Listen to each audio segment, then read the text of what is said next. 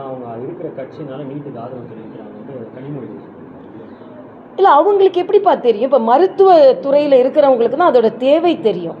எனக்குள்ள ஒரு ஆதங்கமே மருத்துவத்துறையை தெரியாமலே இவங்கெல்லாம் பேசிக்கொண்டு இருக்கிறார்கள். இன்றைக்கி இருக்கிற சவாலான சூழ்நிலையில் நான் ஒரு தனியார் மருத்துவக் கல்லூரியில் உதவி பேராசிரியராக இருந்திருக்கேன், அரசாங்க மருத்துவக் கல்லூரியில் படிச்சிருக்கேன்.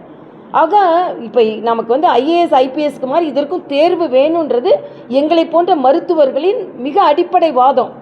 இது மக்கள் அதை ஒப்புக்கொள்ள ஆரம்பித்து விட்டார். நான் என்ன கேட்குறேன், இன்றைக்கி 14 லட்சம் பேருக்கு மேலே நம்ம தமிழகத்திலேருந்து எழுத ஆரம்பிக்கிறாங்கன்னா குழந்தைகள் ஒத்துக்கொள்ள ஆரம்பித்து விட்டார்கள். எனக்கு தெரிந்தே மிக எளிமையான குடும்பத்தை சார்ந்தவர்கள் நீட்டுக்கு அப்புறம் மருத்துவ கல்லூரிகளில் சேர்ந்திருக்கிறார்கள்.